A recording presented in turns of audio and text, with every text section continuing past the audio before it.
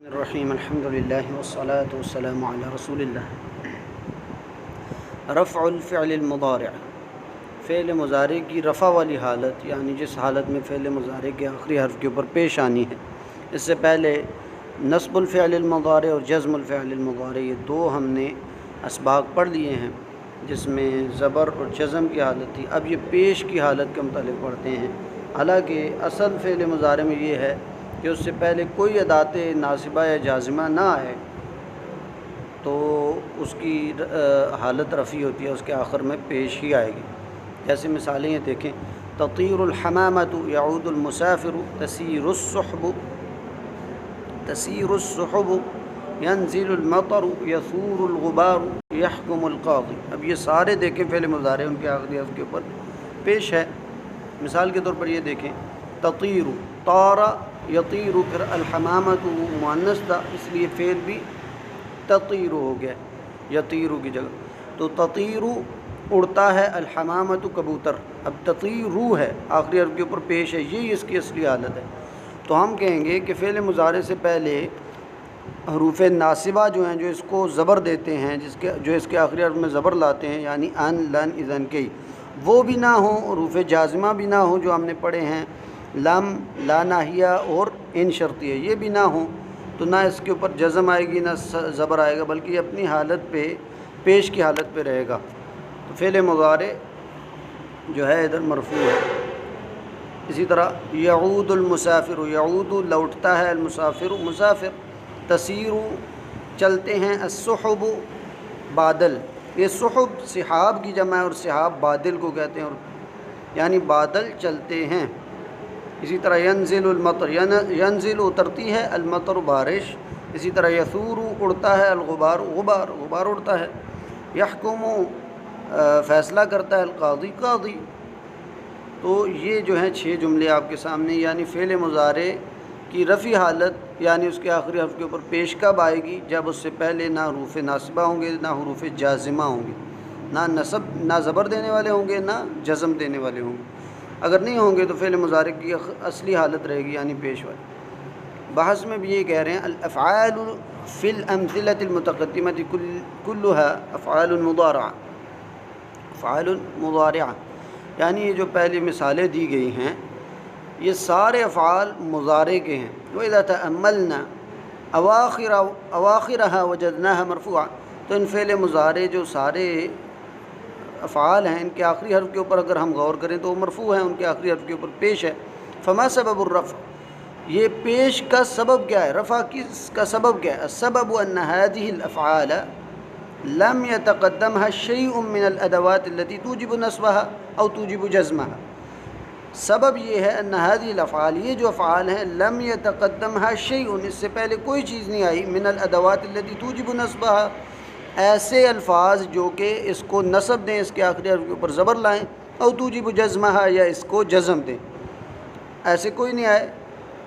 ولذالک ارتفعت، تو اس لیے دونوں نہ نصب آئی نہ جزم آئی، بلکہ اس کی اصلی حالت رہی ہے پیش والی۔ فخلوها من ادوات النصب و ادوات الجزم ہوا سبب الرفع، کہتے ہیں کہ حروف ناصبہ اور جازمہ سے خالی ہونا ہی اس کے رفع کا سبب ہے، اس کے آخری حرف کے اوپر پیش آنے کا سبب۔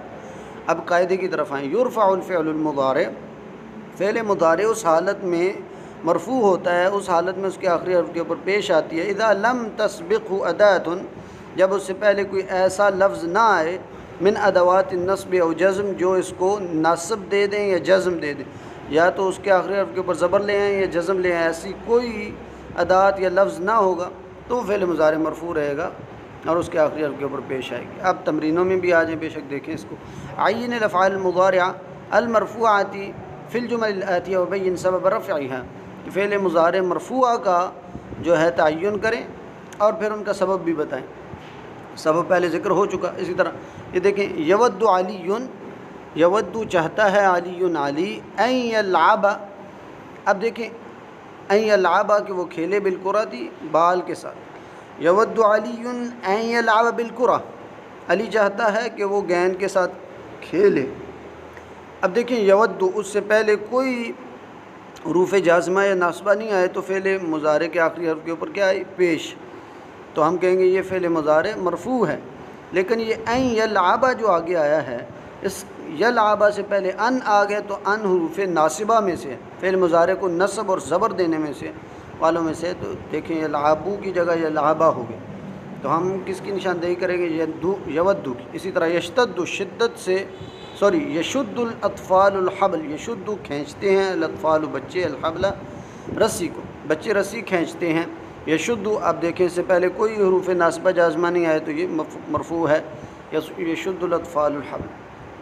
اسی طرح ذہبت، میں گیا، الی الشجرۃ، درخت کی طرف، کئی استظل، استظل، استظل یستظل کا مطلب ہوتا ہے کہ سایہ طلب کرنا، کئی استظل تاکہ میں سایہ طلب کروں یا سائے میں بیٹھوں، بظلھا اس کے سائے کے، کئی استظل تاکہ میں بیٹھوں اس کے سائے میں یا اس کا سایہ حاصل کروں، اس طرح کے معنی۔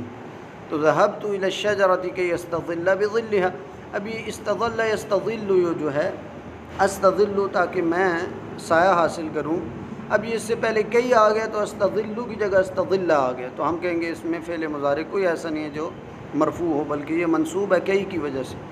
اسی طرح الثور، الثور کہتے ہیں بیل کو، الثور یحرث الارض، کہ بیل زمین جوتتا ہے، یعنی اس کو اس میں ہل چلاتا ہے، تو الثور یحرث، حرث یحرث کا مطلب ہوتا ہے ہل چلانا۔ اب یہ ہل چلانا، یحرث جو لفظ ہے، اس سے پہلے کوئی ان لا نظام کے یا لم لا ناہیہ یا ان شرطیہ کچھ بھی نہیں آیا ہوا، تو یہ اپنی اصلی حالت پہ ہے، پیش کے اوپر۔ اسی طرح الکلب یحرس، کتا حراست کرتا ہے، یا آپ کہہ لیں کہ والمزارع، اور کھیتوں کی، کتا گھروں اور کھیتوں کی حفاظت کرتا ہے۔ اب یحرس کا بھی یہ فعل مضارع مرفوع ہے، اس سے پہلے کوئی حروف ناصبہ یا جازمہ نہیں ہے۔ اسی طرح علیک ان تسمع النصیحہ، علیک آپ پر لازم ہے، ان تسمع کہ آپ سنیں، النصیحۃ نصیحت کو۔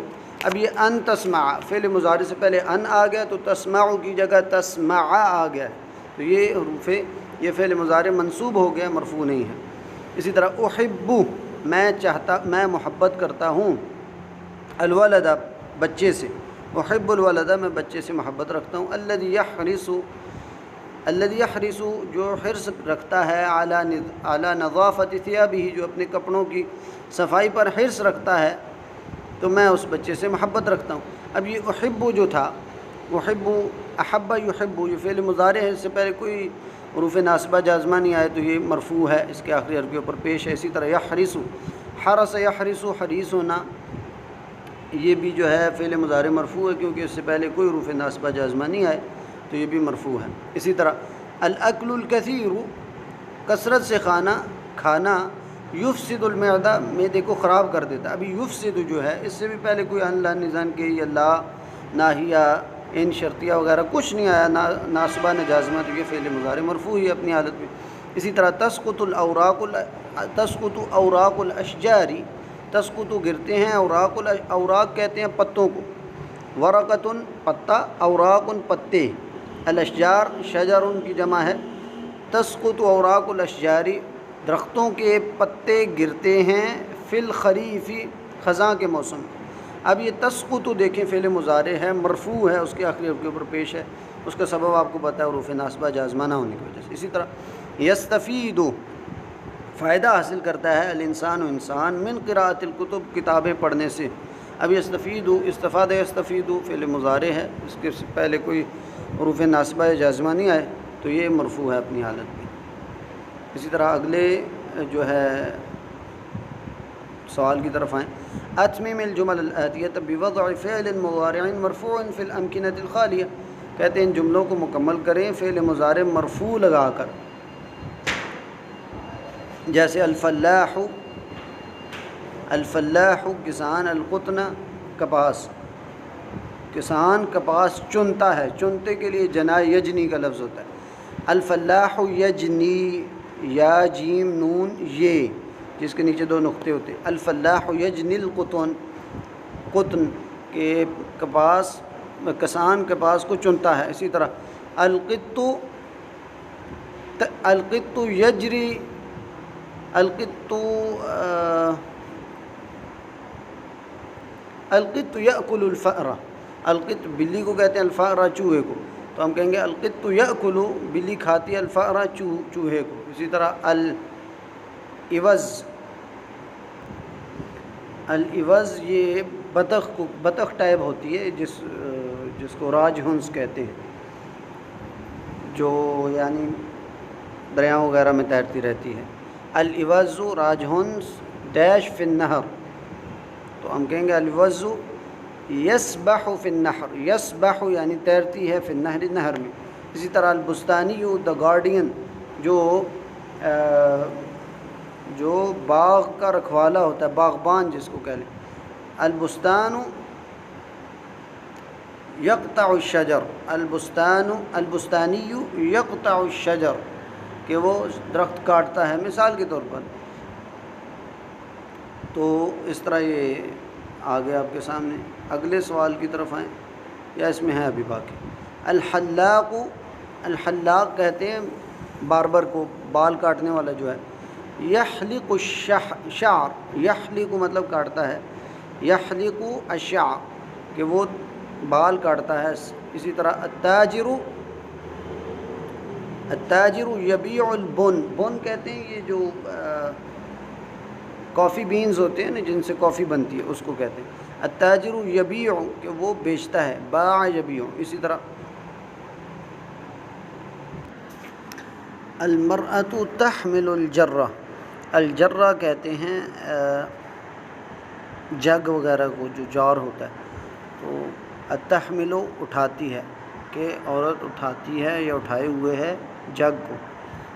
اسی طرح العوز یسبح فی النہر، یہ العوز کا لفظ ہے، آگے یسبح ہم نے لکھا، یسبح تیرتی ہے، العوز یعنی راج ہنس جو ہے وہ نہر میں تیرتی ہے۔ البستانی یسقی الشجر، یہ جو باغبان ہے وہ درختوں کو پانی دیتا ہے۔ الولد یضیء المصباح، اضاء یضیء کا مطلب ہے روشن کرنا یا جلانا، کہ بچہ، المصباح کہتے ہیں چراغ کو، کہ بچہ چراغ جلاتا ہے۔ الخادم ینظم المائدہ، نظم ینظم کا مطلب ہے کہ ترتیب سے کرنا اس کو۔ المائدہ دسترخوان کو کہتے ہیں، خادم دسترخوان سیدھا کرتا ہے۔ البنت تشم الوردہ، الوردہ کہتے ہیں گلاب کے پھول کو، کہ اور بچی جو ہے البنت بچی، تشم سونگھتی ہے، الوردہ گلاب کا پھول۔ اب یہ تشم کا لفظ ہم نے لایا، تو اس طرح کے الفاظ جو ہے اس میں لگنے تھے، اس کی آپ پریکٹس کریں، یہ الفاظ آپ کو یاد ہونے چاہیے، اس لیے میں آپ کے سامنے حل شدہ رکھ رہا ہوں۔